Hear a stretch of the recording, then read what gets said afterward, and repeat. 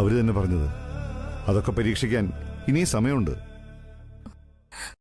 കുഞ്ഞുങ്ങളില്ലാത്ത എത്രയോ ഭാര്യ ഭർത്താക്കന്മാർക്ക് ഇതുപോലെ ചികിത്സയിലൂടെ കുട്ടികൾ കിട്ടിയിരിക്കുന്നു. ആ സാധ്യതകളൊക്കെ നോക്കുന്നതിന് മുൻപ് ഏട്ടത്തി ഒരു തീരുമാനം എടുക്കരുത്. ഏട്ടത്തി ഇല്ലാത്ത വീട്ടില് പിന്നെന്ത് വിളിച്ചുള്ളത്? ആ ചിന്ത തെറ്റാ.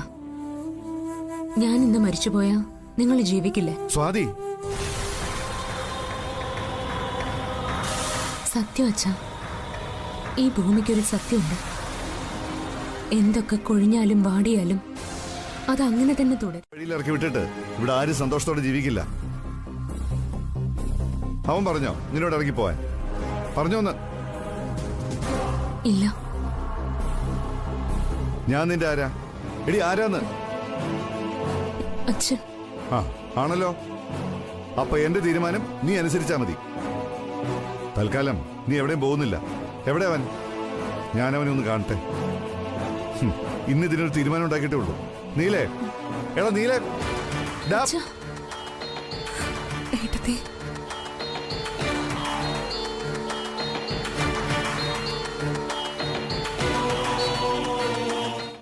ബന്ധങ്ങൾ അറുത്തു മുറിക്കുന്നത് നല്ലതാണോ? മരിച്ചു കഴിഞ്ഞാൽ നിന്റെ ആത്മാവിന് സംഭവിക്കുന്ന കാര്യങ്ങൾ പറഞ്ഞ് ജീവിച്ചിരിക്കുന്നവരെ വിഷമിപ്പിക്കണം. കുട്ടിക്കാലത്ത് ഈശ്വരവിശ്വാസം പഠിപ്പിച്ചു തന്നത് അച്ഛൻ തന്നെയല്ലേ? എന്നിട്ടിപ്പോ അച്ഛനൊരു യുക്തിവാദിയെ പോലെ സംസാരിക്കുന്ന എന്തിനാ? യുക്തിവാദിയോ? ഞാനോ? ഞാൻ ഈശ്വരവിശ്വാസമുള്ള ആള് തന്നെയാണ്.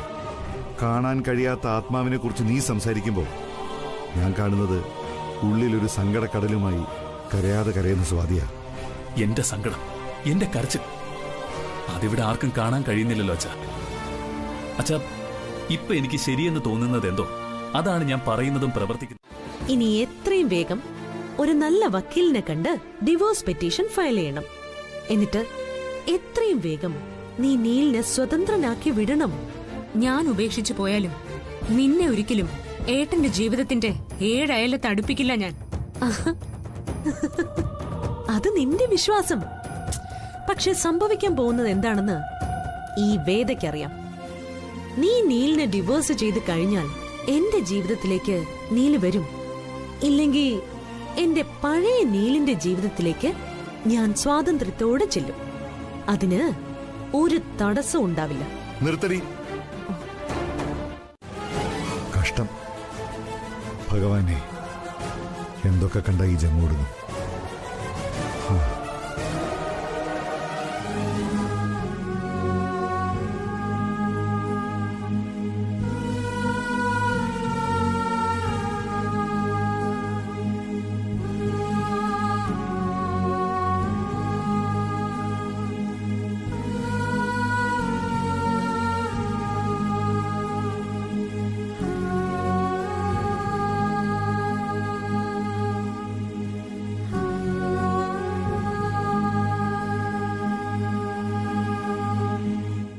ൊരു തത്വശാസ്ത്രത്തെയും നീലേ, നീ കേട്ടിട്ടുണ്ടോടാ ഈ 2 വരികള്?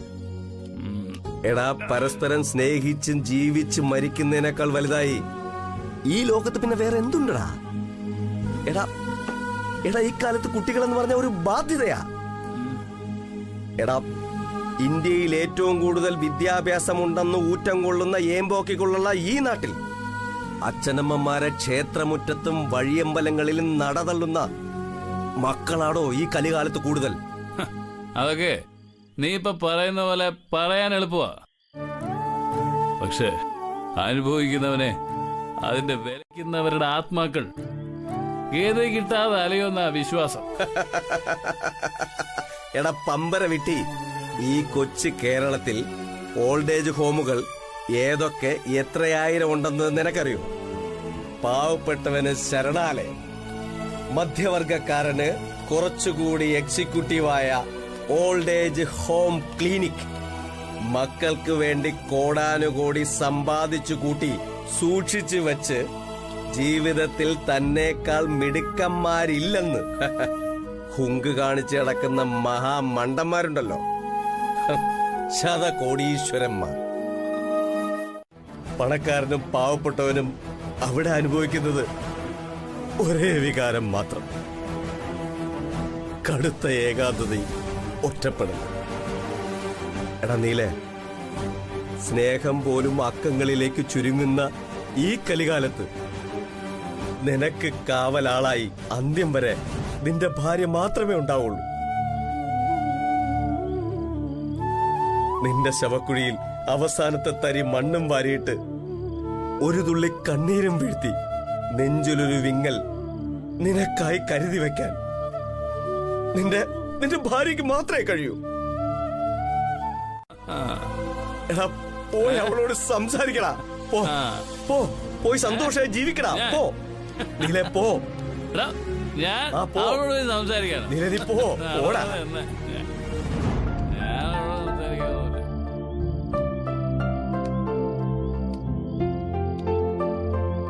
വല്ലയിടത്തും ചെന്ന് ഇടിച്ച് വീഴൂ. ഇല്ല പോവിച്ച, തീയിൽ കുരുത്തവന ഈ വെയിലത്ത് വാടാൻ അവനെ നമ്മൾ അനുവദിച്ചുകൂടാ. അവരെ ഒരുമിച്ച് നിർത്താൻ നമുക്ക് ബാധ്യതയുണ്ട്.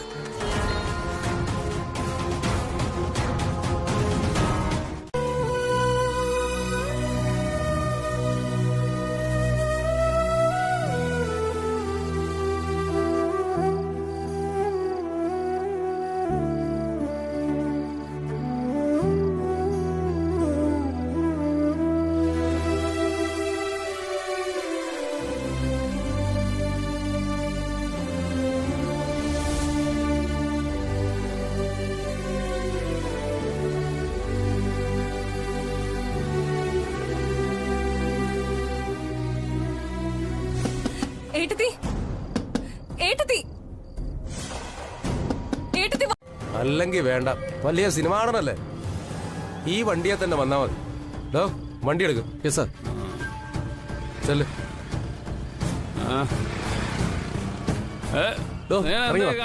ഇറങ്ങി വാ. ഇറങ്ങി വരാൻ.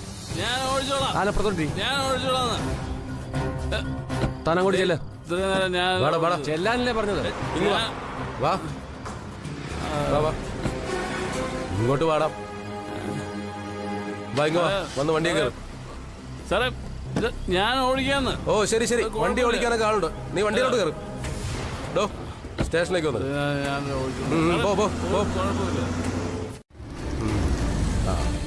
മാഡം വന്നും തോന്നുന്നു.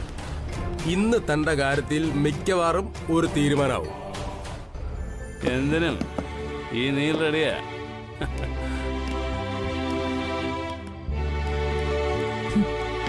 ആഹാ, എന്താടോ ഇത്? താൻ ആരെയായി പിടിച്ചു വെച്ചിരിക്കുന്നേ?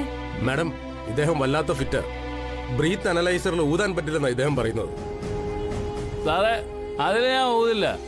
വേണമെങ്കിൽ സാർ ഊതിക്കോ. മാഡം, ഞാൻ മദ്യപിച്ചിട്ടുണ്ട്, അത് ഞാൻ സമ്മതിക്കുന്നു. പിന്നെ ഊതേണ്ട കാര്യമൊന്നുമില്ലല്ലോ. വേണമെങ്കിൽ നിങ്ങൾ എന്നെ ജനറൽ ഹോസ്പിറ്റലിൽ കൊണ്ടുപോയി മെഡിക്കൽ എടുത്തോ. I am ready for that. എനിക്കെന്ത് ബുദ്ധിമുട്ട്. എന്തായാലും നാട്ടുകാർക്കെല്ലാം പറഞ്ഞു ചിരിക്കാൻ കുറച്ചു കാലത്തേക്ക് ഒരു കഥ കിട്ടി, അത്രേ ഉള്ളൂ. ഓ സന്തോഷം. എന്തായാലും തന്റെ വീട്ടിൽ നിന്ന് ആരെങ്കിലും വരുമെന്ന് നോക്കട്ടെ, അല്ലെങ്കിൽ റിമാൻഡ് ചെയ്യാം. എന്തു പറയുന്നു? അതൊക്കെ മാഡത്തിന്റെ ഇഷ്ടം. ഓഹോ, അപ്പോ അതുപോലെ ഞാൻ ഇവിടെ എങ്ങനെ കിടന്നോളാം. എനിക്കാണെങ്കിൽ മാഡം പ്രത്യേകിച്ച് നാളെ ഉറക്കം വരുന്നു. വായടക്കടാ. ഇതിനകത്ത് കയറി ഉറങ്ങാൻ കേരള പോലീസ് തന്റെ അച്ചുവീടല്ല. മിണ്ടാതെ ഇവിടെങ്ങാനും ഇരുന്നോണം. ഓ ഇവിടെ ഇരുന്നോളാം. അറിയിക്കേണ്ടത്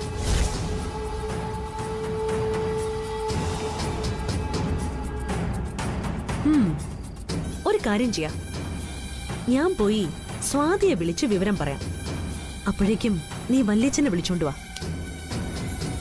സൂക്ഷിക്കണം. വെല്ലിച്ചൻ ചിലപ്പോ പോവാന്ന് പറയും, പക്ഷെ അതിന് സമ്മതിക്കരുത്. ഇല്ല ഗൗരി, അതിനെ പറ്റിയൊരു കള്ളക്കഥ ഞാൻ തന്നെ പറഞ്ഞോളാം. നീ പോയി അച്ഛനെ വിളിക്ക്.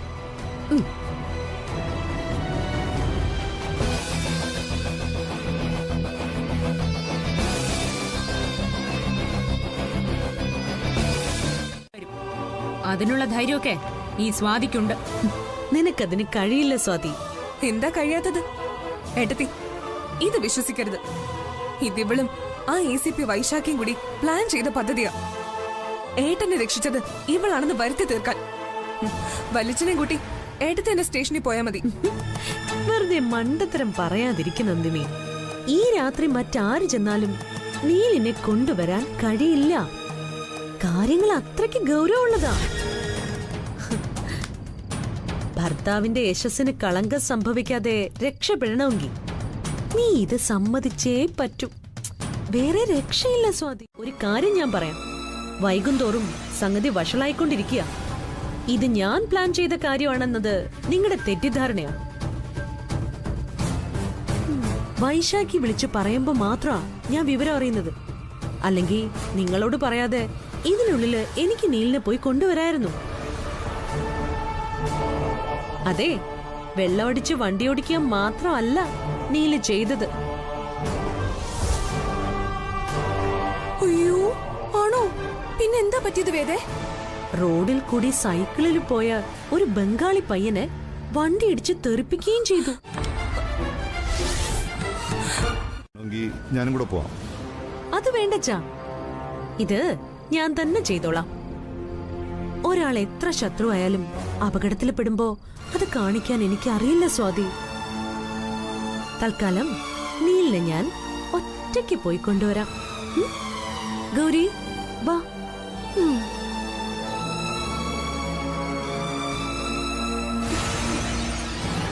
വാ.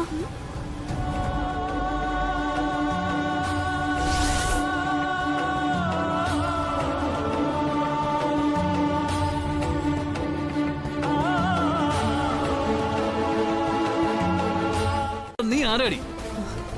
അങ്ങനെ പറയരുത് നീൽ. സ്വാതി ചെയ്ത തെറ്റിന് നീൽ ഇങ്ങനെ സ്വയം ശിക്ഷ ഏറ്റുവാങ്ങരുത്. കുറ്റം ചെയ്തത് അവളല്ലേ? അവളെ നീയൊക്കെ കണക്ക.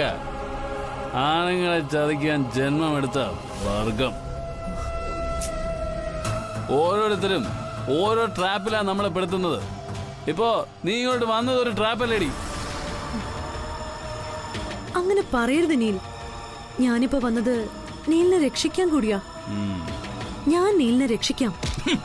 വേണ്ട, നിന്റെ രക്ഷ അതെനിക്ക് വേണ്ടെങ്കിലോ? രക്ഷ അതെനിക്ക് വേണ്ടെങ്കിലോ? എന്താ നീലിത് കൊച്ചുകുട്ടികളെ പോലെ? ഞാനിങ്ങ് വന്നില്ലേ, ഇനി എന്താ? ACPയോട് ഞാൻ സംസാരിക്കാം. വേണ്ട, എനിക്ക് വേണ്ടി ഇവിടെ ആരും ഒന്നും സംസാരിക്കണ്ട. സംസാരിക്കാനൊന്നുമില്ല. പബ്ലിക് ന്യൂസൻസിന് ഇയാളുടെ പേരിൽ കേസെടുക്കാൻ ഞാൻ പറഞ്ഞിട്ടുണ്ട്. അയ്യോ വൈശാഖി, അത് ചെയ്യരുത്. എനിക്ക് വേണ്ടി പ്ലീസ് വൈശാഖി. എന്റെ നീലൊരു സെലിബ്രിറ്റി അല്ലേ? ഇതൊക്കെ വാർത്തയായി പുറത്തു വന്നാ ആകെ നാണക്കേടാ. ദയവേത് കേസ് എടുക്കരുത് പ്ലീസ് വൈശാഖി. നീലിനെ ഞാൻ കൊണ്ടുപോയിക്കോളാം. ദയവേത് കേസ് എടുക്കരുത് പ്ലീസ്. പക്ഷേ ഇയാളുടെ ലൈസൻസ് റദ്ദ് ചെയ്തേ പറ്റൂ. മറ്റുള്ളവർക്ക് ഇതൊരു പാഠമാവണം. വാർത്തയും പത്രത്തിൽ വരണം. നാട്ടുകാരറിയട്ടെ സിനിമാ നടന്റെ യഥാർത്ഥ രൂപം. അയ്യോ അരുത് വൈശാഖി. നീലിന്റെ അഭിമാനം നഷ്ടപ്പെടുത്തരുത്. ഞാൻ എന്ത് വേണമെങ്കിലും ചെയ്യാം പ്ലീസ്. വേണമെങ്കിൽ ഞാൻ നിന്റെ കാല് പിടിക്കാം. ശരി ശരി, നീ വന്നതുകൊണ്ട് മാത്രം ഞാൻ ഇയാളെ വിട്ടയക്കാം. പക്ഷേ വണ്ടി നാളെ ആരെങ്കിലും വിട്ടെടുപ്പിക്കൂ. ശരി വൈശാഖി, വളരെ ഉപകാരം. ഞാനിപ്പോ നീലിനെ കൊണ്ട്. വേദ വന്നില്ലായിരുന്നെങ്കിൽ ഇതിനകം പത്രക്കാരെ വിളിച്ച് തന്നെ ഞാൻ നാറ്റിച്ചേനെ. മര്യാദയ്ക്ക് ഇവളുടെ കൂടെ പോവാൻ നോക്ക്. Tharakan. Yes madam. Coming. Madam ഇയാളെ എഴുതി ഒപ്പിട്ടിട്ട് വിട്ടേക്കൂ. ശരി മാഡം. വാ. വാ. ശരി മാഡം. വൈശാഖി താങ്ക്സ്. അധിക സംസാരമൊന്നും വേണ്ട. നിന്റെ അഭിനയം നന്നായി. വേഗം കൂട്ടിക്കൊണ്ടു പോയിക്കോ. അധികം നിന്നാലേ നാടകം അയാൾക്ക് മനസ്സിലാവും.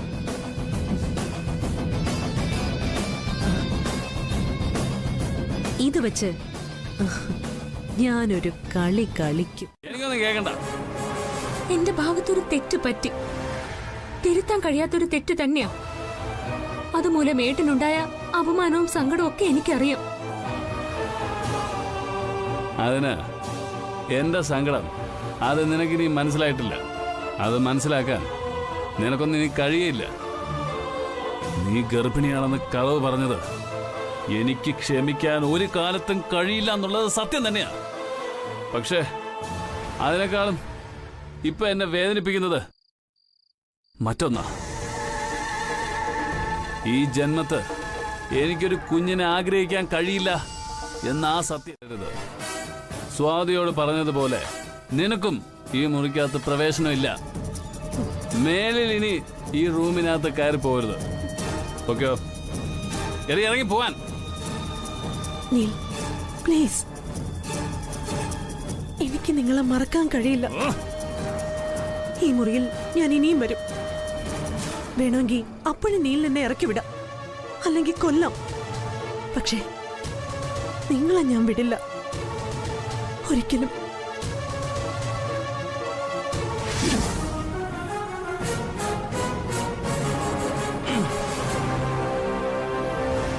നിനക്കിത്ര സങ്കടം പാടില്ല വേദേ. കാരണം നീ ഈ കഥയിലെ നായികയല്ല, പ്രതിനായികയാണ്, വില്ലത്തി. നിനക്ക് നീലിനെ സ്വന്തമാക്കണമെങ്കിൽ അത് ഫൈറ്റ് ചെയ്തു തന്നെ നേടിയെടുക്കണം. യുദ്ധം മാത്രമേ ഉള്ളൂ ഒരു മാർഗം.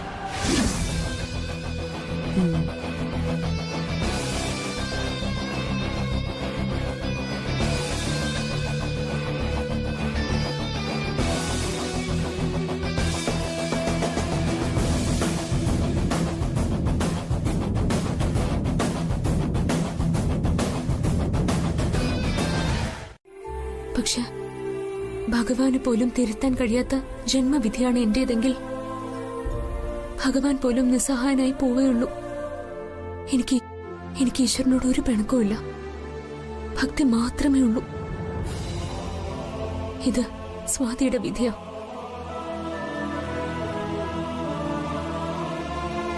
ഇനി നമ്മൾ തമ്മിലൊരു കൂടിക്കാഴ്ച ഉണ്ടാവുമെന്ന് എനിക്ക് അറിഞ്ഞൂടാ. എങ്കിലും സ്വാമിജി എനിക്ക് വേണ്ടി പ്രാർത്ഥിക്കണം.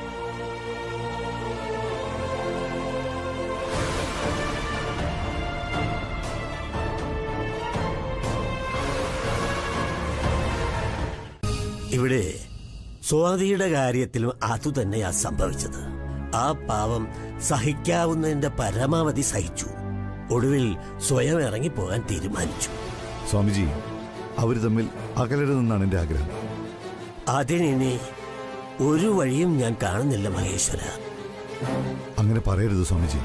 സ്വാമിജി തന്നെ എന്തെങ്കിലും ഒരു വഴി പറഞ്ഞു തന്നേ പറ്റൂ. ഇല്ലെങ്കിൽ ഈ കുടുംബം ശിഥിലമായി പോകും. വിധി അതാണെങ്കിൽ നമുക്ക് തടയാൻ കഴിയുമോ മഹേശ്വര? ഞാൻ നോക്കിയിട്ട് ഇതെല്ലാം അവസാനിപ്പിക്കാൻ ഒരാൾക്കും. സിദ്ധൻ എന്ത് പറഞ്ഞു? മോനെ, നിനക്കിപ്പോ കലിദോഷം. ഇതും ഇതിനപ്പുറവും നിന്റെ മനസ്സിൽ തോന്നും. ഈ സമയത്ത് സ്വാതി നിന്റെ കൂടെ വേണം. അവൾക്കൊപ്പം ജീവിച്ചാൽ മാത്രമേ നിനക്ക് നന്മയുണ്ടാവൂ. ഓഹോ, അത് ശരി. അപ്പോ അമ്പലത്തിൽ പ്രാർത്ഥിക്കാൻ പോയ സമയം കൊണ്ട് ഇത്രയൊക്കെ സിദ്ധനെ കൊണ്ട് പറയിപ്പിക്കാൻ അവൾക്ക് കഴിഞ്ഞു. ഇതും അവളുടെ ഒരു നാടകം. സിദ്ധനും അവളും ചേർന്നുള്ള നാടകം. അത് പാവം അച്ഛനങ്ങ് വിശ്വസിച്ചു. ഇങ്ങനെ പറയാൻ ആ സിദ്ധൻ എത്ര കാശ് കൊടുത്തു എന്ന് അച്ഛൻ സിദ്ധനെ വിളിച്ചൊന്ന് ചോദിച്ചു നോക്ക്. ദക്ഷിണ കൂടുതൽ കിട്ടിയ എന്ത് നെറികേടും പറയുന്ന പുരോഹിത വർഗമാ ഈ നാടിന്റെ. ഞാൻ ആർക്ക് വേണ്ടി ജീവിക്കണം? എല്ലാരും ജീവിക്കുന്നതിന് ഒരു ലക്ഷ്യമുണ്ടല്ലോ. അച്ഛൻ തന്നെ പറയ, ഇത്രയും ജീവിതം അനുഭവിച്ച ആളല്ലേ. നീ ജീവിതത്തെ തെറ്റായിട്ടാണ് മനസ്സിലാക്കിയിരിക്കുന്നത്.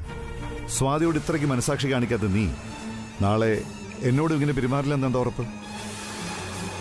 നീ അഭിനയിക്കുന്ന കഥാപാത്രങ്ങളുടെ ബലൂൺ പേടകത്തിനകത്തല്ല, ഇങ്ങ് താഴെ ഈ ഭൂമിയിലാ മനുഷ്യൻ ജീവിക്കേണ്ടത്. മനസ്സിലായോ? എനിക്ക് നിന്നോട് ഒന്നേ പറയാനുള്ളൂ. എന്ത് കാരണം കൊണ്ടായാലും, ആരുടെ കുറ്റം കൊണ്ടാണെങ്കിലും സ്വാതി ഈ വീട് വിട്ടു പോകരുത്. പോയാൽ അത് നിന്റെ നാശത്തിനായിരിക്കും. ആ നീലേ ഒരു പെൺകോന്തന. അവൾക്ക് വേണ്ടി എന്തു ചെയ്യാനും പറയാനും ഇത്രയും നാള് നീലിന് ഒരു മടിയില്ലായിരുന്നു. സ്വാതിയോടുള്ള ഇപ്പോഴത്തെ വിരോധം അവൾ ഈ പടി കടക്കുന്നത് വരെ നീലിന്റെ മനസ്സിൽ ഉണ്ടായാൽ മതി. അങ്ങനെയാണെങ്കിൽ നമ്മൾ വിജയിച്ചു. നീലിനെ അങ്ങനെ സംശയിക്കണ്ട ഗൗരി. നീ വിചാരിക്കുന്ന പോലെ നീൽ അത്ര പെങ്കോന്തനൊന്നും അല്ല. നല്ല ഉറച്ച മനസ്സാ നീലിന്റേത്. അതുപോലെ തന്നെയാ നീലിന്റെ ഓരോ തീരുമാനങ്ങളും. എന്നിട്ടെന്താ നിന്നോടവൻ പറഞ്ഞ വാക്ക് പാലിക്കാഞ്ഞത്?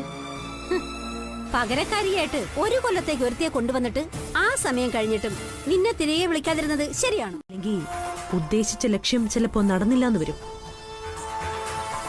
മക്കളെ, എടി മക്കളെ, ദേ അവള് മുകളിലേക്ക് കയറി വരുന്നുണ്ട്. നമുക്കേ അവളെ പോയെന്ന് കണ്ട് എപ്പോഴാ പോകുന്നതെന്ന് ചോദിച്ചാലോ? അത് വേണ്ടമ്മായി. ഈ നിമിഷം മുതൽ സ്വാതിയുടെ കൗണ്ട് ഡൗൺ തുടങ്ങിക്കഴിഞ്ഞു. ഇനി നമുക്കൊന്നേ ചെയ്യാനുള്ളൂ. സ്വാതിക്കൊരു നല്ല യാത്രാമംഗളം നേരം.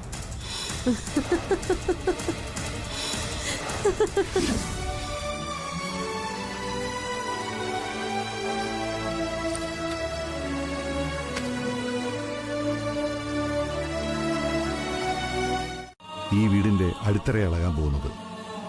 നീ പോകുന്നതോടെ എല്ലാ പ്രശ്നങ്ങളും അവസാനിക്കുമെന്ന് നിനക്ക് തോന്നുന്നുണ്ടോ? ഇല്ലായിരിക്കും. പക്ഷെ ഞാൻ കാരണം ഉണ്ടാവുന്ന പ്രശ്നങ്ങൾ അവസാനിക്കുമല്ലോ അച്ഛാ. അതല്ലേ ഇപ്പൊ ഈ വീടിന് ആവശ്യം. ഒരു കുഞ്ഞിന് ജന്മം നൽകാൻ കഴിയാത്ത ഞാൻ എന്തിന് ഏട്ടന്റെ ജീവിതം നശിപ്പിക്കാൻ ഇവിടെ നിൽക്കണം? സ്വന്തം പരിമിതികൾ സ്വയം അറിയുന്നതല്ലേ നല്ലത്. അതുകൊണ്ടാ ഞാൻ പോകാൻ തീരുമാനിച്ചത്. നീ നീലിനോട് സംസാരിച്ചോ? ഇല്ല, സംസാരിക്കണം.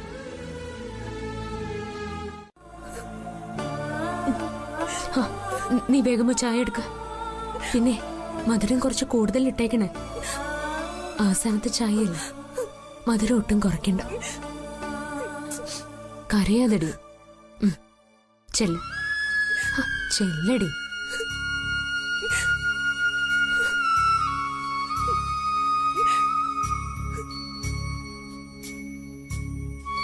ചെയ്തു തീർക്കാൻ ഇവിടെ ഇനി ഒന്നുമില്ല. ഒടുവിലത്തെ യാത്ര പറച്ചിൽ മാത്രം. ഈശ്വര, അതിനുള്ള ശക്തി തരണേ.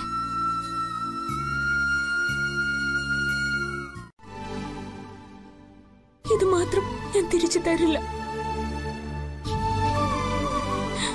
ഒരവകാശവാദത്തിനും ഒന്നിനും വേണ്ടിയല്ല. നഷ്ടപരിഹാരം ചോദിക്കാനും ഞാനില്ല.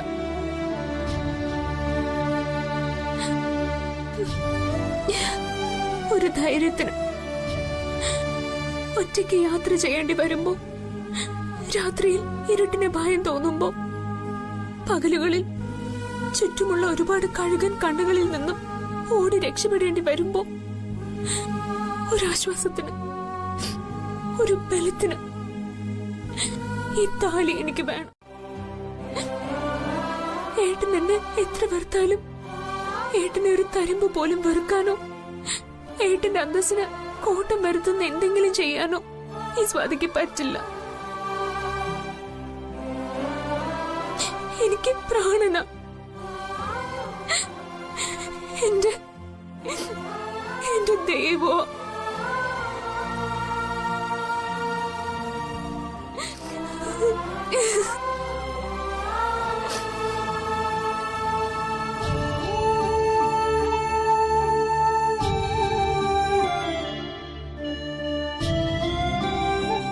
നീ ഇതുവരെയും പഠിച്ചിട്ടില്ല വേദ. സ്നേഹബന്ധങ്ങൾക്കല്ലാതെ മറ്റൊന്നിനും എന്നെ തോൽപ്പിക്കാനാവില്ല.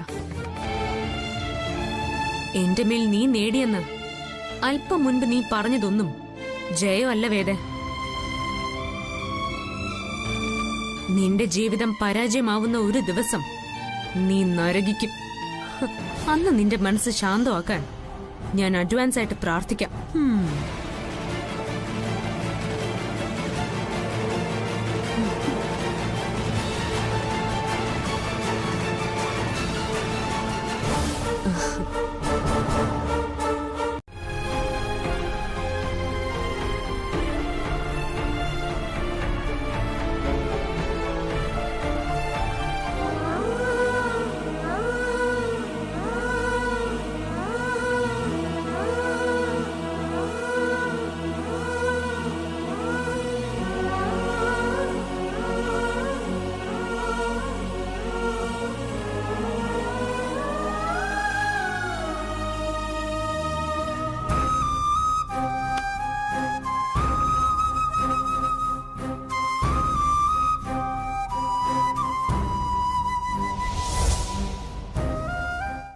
വിരോധം കൂടി നിങ്ങൾ ഇവളോട് കാണിക്കരുത്. അതൊക്കെ ഞങ്ങൾ നോയിക്കോളാം. എത്രയും വേഗം നീ ഇവിടെ നിന്ന് സ്ഥലം വിട്ടു തന്നാ മതി.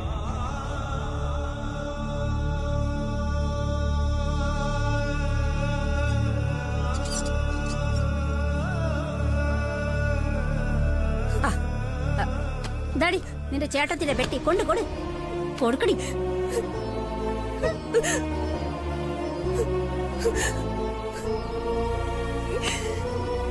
നന്ദിനെ ഓട്ടേടി.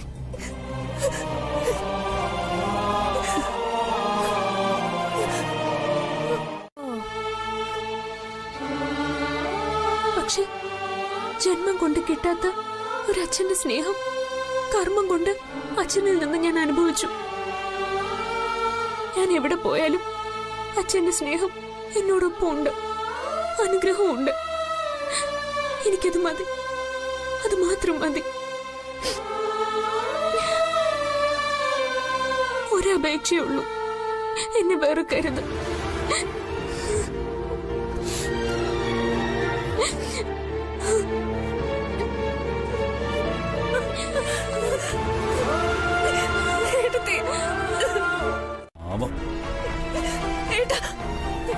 ഏട്ടാ, ഞാൻ പറയുന്നത് കേക്കേട്ടാ.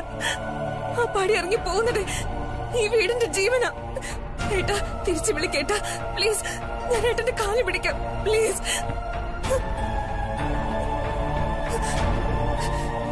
നിങ്ങളൊരു മനുഷ്യനാണോ? മനുഷ്യത്വ അല്പമെങ്കിലും ഉള്ളിലുണ്ടായിരുന്നെങ്കിൽ നിങ്ങൾ ഇങ്ങനെ കാണിക്കില്ലായിരുന്നു. ദുഷ്ടന നിങ്ങള്, ദുഷ്ടൻ.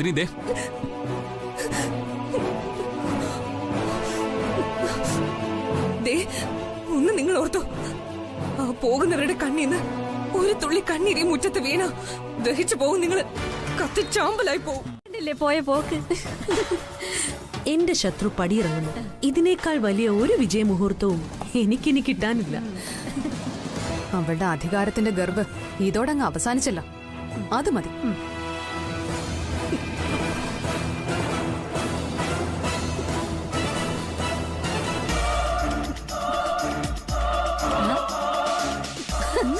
അല്ലടി വെച്ചേ, നീ എന്താടി ഇങ്ങനെ ഗതികിട്ടാ പ്രേതം പോലെ അലയുന്നത്? ഇവളെന്തിനാ ഇങ്ങനെ കിടന്ന് ചാടുന്നത്? അതെ, നീലിനോടെ തിരിച്ചു വിളിക്കാൻ വേണ്ടി പറയാൻ പോയതാ. അപ്പൊ നീലും കൈവിട്ടു. പിന്നല്ലാതെ.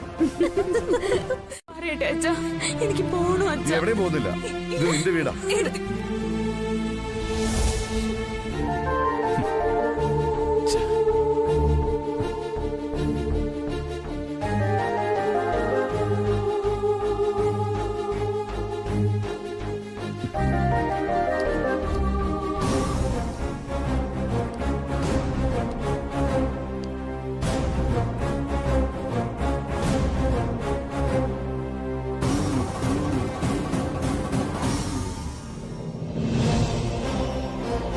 എന്താ നോക്കി നിൽക്കുന്നേ?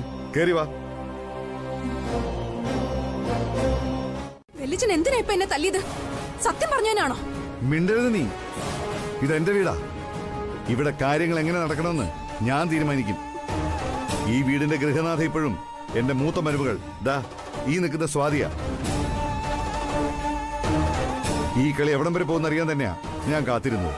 അല്ലാതെ ഇവളെ ഇവിടുന്ന് ഒരുപടി പുറത്തേക്ക് ചവിട്ടാതെ പിടിച്ചു നിർത്താൻ അറിയാൻ പാടില്ല എന്നിട്ടല്ല. നീല അവസാന നിമിഷമെങ്കിലും ഇവളെ തിരിച്ചു വിളിക്കുന്ന ഞാൻ കരുതി. പക്ഷേ എന്റെ ആ വിശ്വാസം നഷ്ടപ്പെടുത്തി. അച്ഛൻ ഇവളെ തിരിച്ചു വിളിച്ചു എന്ന് കരുതി നീ ഇവളെ സ്വീകരിക്കുമെന്ന് അച്ഛൻ ഇപ്പോഴും വിശ്വസിക്കുന്നുണ്ടോ? വാ മോളെ.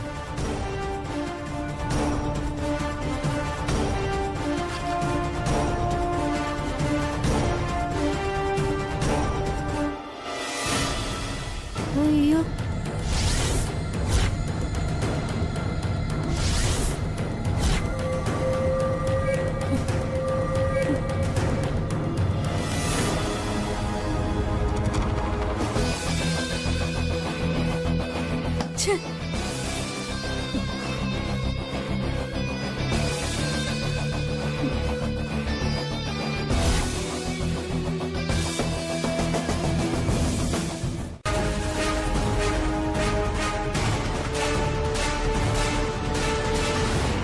നീലേ,